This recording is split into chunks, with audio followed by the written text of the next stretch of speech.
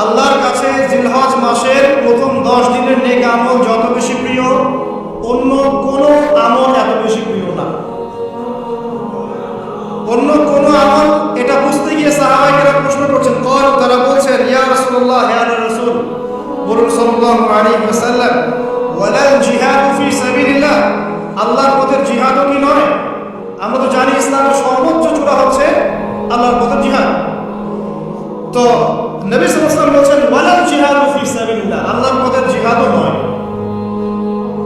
আল্লাহর পথের জিহাদও নয়, ইল্লা, তবে ওই ব্যক্তির কথা ভিন্ন, রাজুলুন খারাজা বিনাফসিহি ওয়া মালিহি ফালাম ইয়ারজি' মিন যালিকা বিশাই, কোন একজন ব্যক্তি যে তার জান এবং তার মাল নিয়ে আল্লাহর পথে বেরিয়ে গেছে, তারপরে কোনো কিছু নিয়ে সে ফিরে আসতে পারে না, মানে সে শহীদ হয়ে গেছে, এই ব্যক্তির কথা ভিন্ন।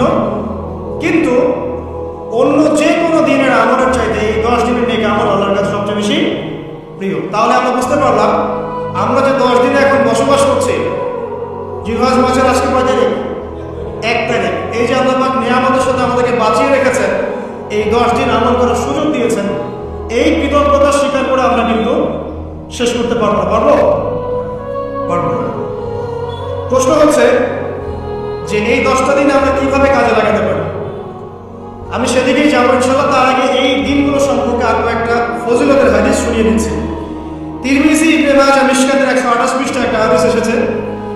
আবু হুরায়রা রাদিয়াল্লাহু আনহু থেকে বর্ণিত, নবী করিম সাল্লাল্লাহু আলাইহি ওয়াসাল্লাম বলেছেন যে দিনসমূহের মধ্যে এমন কোনো দিন নাই, আল্লাহর দিনগুলোর মধ্যে এমন কোনো দিন নাই যেদিন ইবাদত করা আল্লাহর কাছে জিলহজের 10 দিনের ইবাদতের চেয়ে বেশি প্রিয়। কথা বুঝতে পারছেন? এরপরে নবী সাল্লাল্লাহু আলাইহি ওয়াসাল্লাম বলছেন, ইয়া'দুলু সিয়ামু কুল্লি সিয়ামিন মিনহা বিসিয়ামি সানাতিন, এই 10 দিনের একটা সিয়াম বা একটা রোজা 1 বছর রোজা রাখার সমান। এই 10 দিনের একটা রোজা 1 বছর রোজা রাখার সমান। ওয়া কিয়ামু কুল্লি লাইলাতিন ফিহা বিকিয়ামি লাইলাতুল কদর, এবং এই 10 রাতের এক রাতের কিয়াম লাইলাতুল কদরের কিয়ামের সমান। আমরা জানি লাইলাতুল কদর সম্পর্কে আল্লাহ কি বলেছেন, লাইলাতুল কদর খায়রুম মিন আলফি শাহর, 1000 মাসের ইবাদতের চেয়ে উত্তম। তাহলে আমরা বুঝতে পারছি যে এই 10 দিন 10 রাত কি আমল করতে হবে, এই হাদিসটা বলে দিচ্ছে। সিয়াম এবং কিয়াম, 10টা সিয়াম না করে অ্যাটলিস্ট 3টা সিয়াম করা যাবে ইনশাআল্লাহ। করা যাবে না? একটা সোমবার পাবো সামনে আমরা, ওটা রাখা যাবে ইনশাআল্লাহ। একটা বৃহস্পতিবার পাবেন, সেটাও রাখা যাবে ইনশাআল্লাহ। আর আরাফার সিয়াম পাবেন ইনশাআল্লাহ। আরাফার সিয়াম রাখলে আগের 1 বছর, পরের 1 বছর, 2 বছরের গুনাহ মাফ হয়ে যাবে ইনশাআল্লাহ আযজা ওয়া জাল। আর কিয়াম সম্পর্কে আমি সামনে বলছি ইনশাআল্লাহ। এরপরে বাইহাকির একটা বর্ণনা আছে যে জিলহজ মাসের প্রথম দশকের রাতে,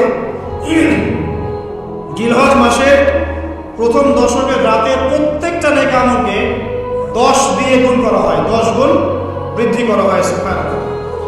আরো আছে বাইহাকি এবং ইসবাহানির বিশুদ্ধ সনদে হযরত আনাস বিন মালিক রাদিয়াল্লাহু আনহু থেকে বর্ণিত আছে, জিলহজ মাসের প্রথম দশকের প্রতিদিন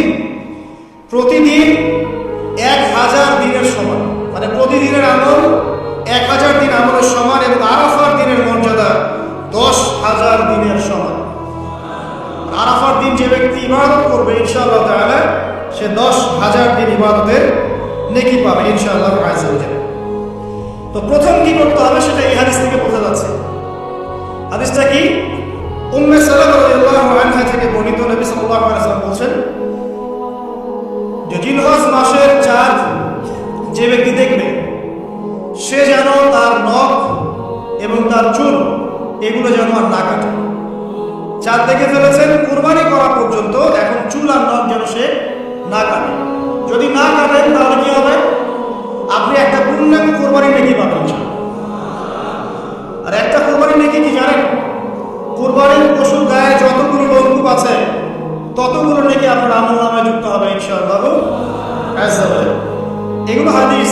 এখন আমরা প্র্যাকটিক্যাল কিছু কথা আসি যে কিভাবে আমরা এই 10টা দিনকে কাজে লাগাতে পারি। আমি সবার আগে দোয়া করছি, আল্লাহ পাক যেন আমাকে সবার আগে এর উপর আমল করার তৌফিক দান করেন, আমার পরিবারকে তৌফিক দান করেন, এবং অতঃপর আপনাদের সবাইকে যেন আল্লাহ পাক এই তৌফিক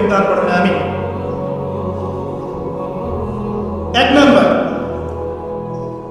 যদিও কাজটা খুব ডিফিকাল্ট,